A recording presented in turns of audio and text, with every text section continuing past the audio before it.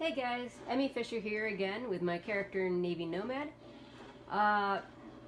If you saw the last video, you know that I built a little bungalow up there on the hill, have a little garden over there, but that I was about to work on a raft base, a small sort of steamboat themed raft base that I could then use to sail around the island, gathering supplies, resources, and use as a sort of home base as I go around and build my sort of historically themed or sort of small solo player outposts or bases in various building spots all over the island, over Ragnarok. I should say Ragnarok. It's not the island. It's technically a big island, but anyway.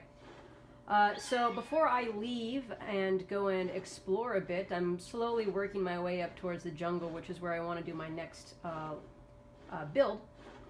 But I'm gonna be heading south and visiting those sort of Australia, Africa-ish islands, savannah stuff down there. Looking for maybe a future build spot for that Out of Africa house, or maybe some bases or just outposts on some of those islands down there. I know there's some obsidian that spawns there, so I'd like to go and get my fill of that before I head elsewhere. Your obsidian is a little bit more prevalent, I think, in Primitive Plus. In a regular game, you don't really need obsidian until way, way, way higher levels, higher tech stuff, which frankly, I never really bothered with because I wasn't in it for the high-tech stuff or the war stuff or the weapons. I was looking for something like Primitive Plus. I just didn't know that it actually existed. I still feel kind of dumb about that. But anyway, I wanted to give you guys a look at what I built first.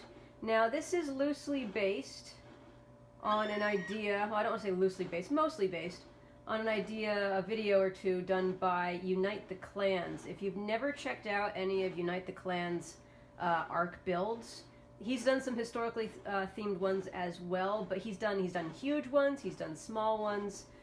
He collaborates with a lot of people and does these really fantastic, really cool builds and ideas. And I think they're focusing a little bit more on Atlas right now, but he does come back and do arc builds from time to time. He's one of the very few YouTube channels that I actually regularly watch. Whenever he posts videos. So please, if you haven't seen any of his stuff, go check him out. I'll put a link down in the description. I'll also put links down for the two videos that sort of inspired this build. That was the Arctic Steamboat and then the Desert Steamboat. I used timber on this, as you can see, timber and stone, because I really like the timber stuff. It's very Tudor style, so this is my hesitantly titled Tudor Steamboat. But in any case, this is what it looks like from above, and I'm going to go ahead and walk you through it, show you kind of what it looks like. I apologize for the pteranodons and stuff already being on top of there, but I'm literally about to set off, and I didn't want to take all the time to get them all back down here, because there's a Dilophosaur up there and a few things. So they're just kind of sitting up there. I did take the RG down so you could get a better view of it. But this is kind of what it looks like on the outside. In the back, it's 3 high, and on below, it's 2 high with a deck and a smokestack made out of the chimney, of course. So I've lowered the foundations. If you want to know how to lower the foundations so that you can actually protect your raft from pretty much everything except whales, because whales can just glitch right through and hit the raft. Please check out the video that Ark Survival Guide does. It was the first video I came across that really easily explained how to do that. But basically, you can lower your foundations to the point where they're almost flush with the floor and protect your base, your raft above and below. So if you were to go down, I can't really show you, but it's not low enough. But if you were to get, well, maybe I can. Under here, basically the stone extends down past the bottom of the raft, so nothing can hit the raft from underneath as well. Once again, I don't think this is a whale-proof raft, because whales have this annoying capability to glitch through. So for the most part, whales stay pretty far out. They don't really come along the coast, so unless you're on the center map, probably not really a huge problem. But so we got stone foundations. Apparently that's different. Can I change that? Nope, I can't apparently make the triangle foundations block, so well, maybe I'll leave it that way. I don't know. So we've got our stone foundations. We've got the cabin in the back here, 3 high. And it's 3 wide because in the Unite the Clans video, he does it 2 wide, which makes a sort of streamlined look, so he can fit that big gate in. But I was worried, I still don't know whether this is true or not, but I have a suspicion that the pontoons on the side of the raft are part of the hitbox. And if you do the 2 wide version, they stick out, and I didn't want to get in a situation where some Sarco or shark or, you know, whatever is going after my raft and actually the raft actually taking damage because the pontoons are sticking out. So I always make mine at least 3 wide. Now you can actually extend out at least 2 in every direction from the original platform. So you can, I think, make a raft 5 by 7 by 7. At least 7 by 7 if you want a big giant square raft. But this is sort of the back here. So I've got this in here. What I did is I basically just eyeballed this. I didn't use fence foundations. You can see a couple down there, but those were put down later. But I eyeballed this to get it in the center because I didn't want it to be off to one side because I'm OCD like that. Some things bother me, some things don't. But I wanted that to be in the center. That allows pretty much any dino that could fit under 2 roofs to get in here. And I have just enough room back here if I wanted to squeeze like a Therizinosaur or something in here. I probably could lengthwise. But this is not meant to hold large dinosaurs.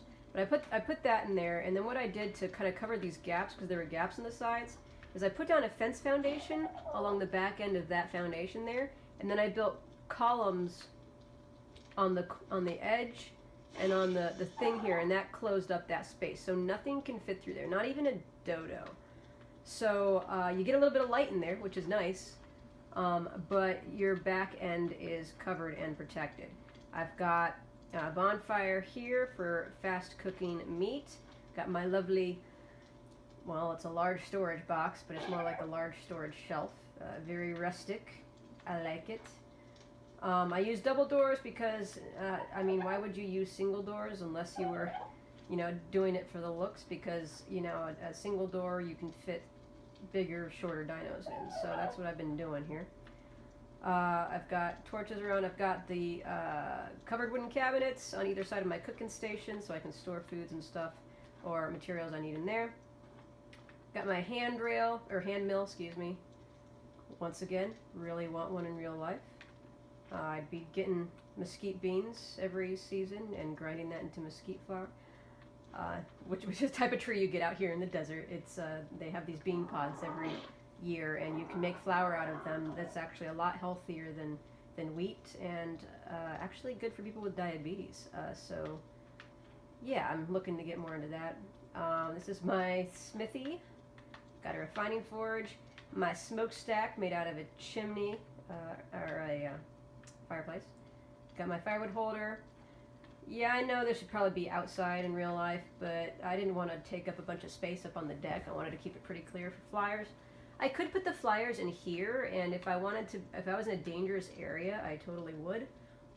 But as you probably know with a raft, if you happen to go over a rock that sticks up just enough, and it hits one of your dinos in here, or creatures, it's going to glitch right out of that raft. And I've just had too many problems with that, right now they're up on top. Now, if I were to be somewhere that's got a lot of baddies, I'd probably stick them in here and just risk that. But there's that. I love this. It's very Paleolithic. I love it. There's a game on Steam that I really want to play called Dawn of Man, and it just barely plays on my computer, so that's another thing. It's going to have to wait until I can get it here. Grinding stone, juicer. This reminds me of The Sims 3, if you ever played that. Construction table. And then right up here is my bed, my little bedroom, little dresser. I've put my small tames up here because I found if you stick them down on the bottom, they either glitch out or disappear really easily, or like the sharks for some reason register that they're there and can actually glitch through and eat them. It's strange. For some reason I'm having trouble getting out of this door. That seems to be an occasional glitch that happens. But in any case, that's the front, that's the cabin bridge, excuse me, that's the bridge. I've got some medium crop plots up here, and I've got 6. I could put more if I wanted, but I got 6 right now. And that's going to be a rooftop garden. It rains enough on this map that it's enough to hold water. So, or I could always manually fill it. But I'm going to have a garden up there. I've got a little barrel out here, because what do you get on the decks of ships? You get barrels. But yeah, that is my ship. I used the Tudor on the inside. I got the shingles here. I like they wouldn't normally do this, but I like how the wood shingles are apparently thin enough to let some light in. So that's really nice, because one of the things that you always kind of have a problem with is light usually, when you've got stone encasing everything. So yeah, that's my ship. You'll notice that the top portion here, if you watch the Unite the Clans video, he actually does it on a square and uses fence foundations and pillars to make a pointed tip, because that was before the S Plus stuff became vanilla, I guess. I tried that, and my fence foundations for the life of me were not snapping properly. I wasn't even getting options to get them to snap where they wanted. Every time I misplaced one, I'd try and demolish it, and it would demolish a whole bunch of the other stuff as well, which was weird. And when I finally got them snapped properly, for some reason, it wouldn't let me place the walls on the fence foundations. It would say needs foundational support, even though it was on top of a foundation, and you could place walls on the actual edges of the foundation like normal. So that's some sort of weird glitch. I don't know what's up with that. But what ended up working is, just using triangle foundations instead. I just had to make it 3 wide, had to start, I guess, 3 foundations in length with the prow of the ship. So I guess it looks okay. I mean, yeah, it's like a little tugboat, so it's nice and kind of square like that, so I don't mind that it's, a fairly long pointed prow here. But yeah, I use triangle foundations for that. For the deck, I used actual wood ceilings and not the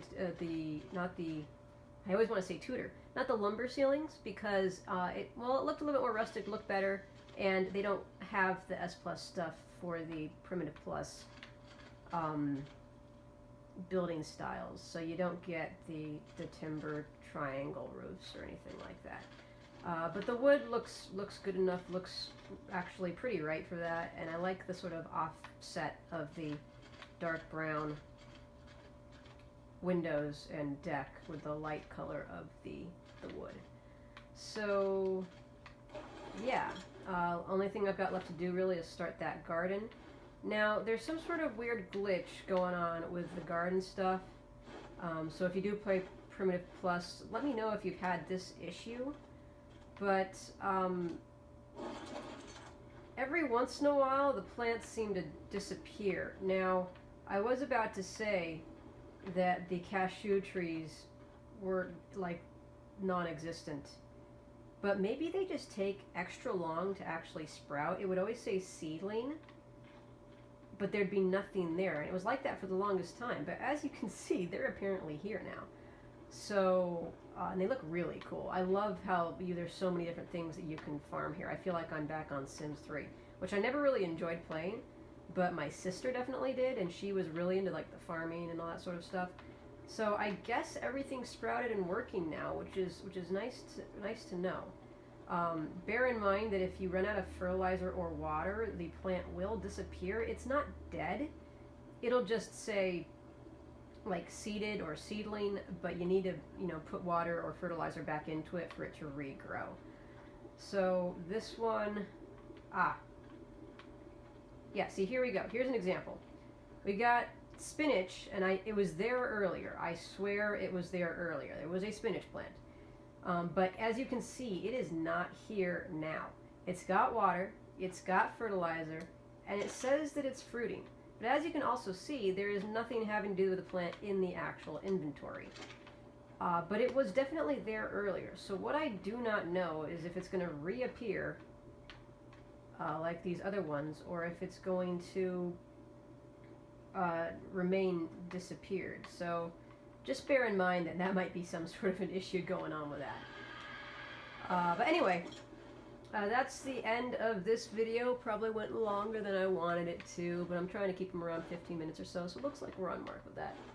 But anyway, I wanted to show you my little tugboat before I head off to explore Australia/Africa, get some materials, and then head on up to the jungle area, which is where I want to do my next sort of build, which is going to be Mayan themed. That is what it's going to be. And this is actually going to be something I based on the base I built in Nintendo Switch, which still exists, but if I'm going to, you know, now that I've got this, and I'm not on Switch anymore with that. And that is actually something that looks halfway decent. There's another video, which I may or may not have posted at this point, where I kind of succeeded and kind of failed in trying to do an English cottage or English countryside manor, and it just doesn't look the greatest. I think it's because it ended up being a lot bigger than I meant it to be. But so some things, you know, look good in your head but don't really look good in the game, and some things actually look decent in the game. So the Mayan stuff I definitely know looks halfway decent. I should say it's partially Mayan inspired and definitely inspired by the Mayan buildings in Age of Empires 2, if you ever played Age of Empires 2, which you can still find on Steam. It's got expansions and mods and stuff now, so there's still a whole community playing that. So it's kind of Mayan themed and kind of Age of Empires 2 Mayan themed. So look forward to that in the following videos or so. But I'm probably going to be playing most of my games on Primitive Plus now because of the variety and the options and the decor. So stay tuned for future historically themed builds. If you liked this video, hit the thumbs up. Please subscribe for future historically themed and small solo starter themed buildings. Thanks for watching, and I will see you in the next video.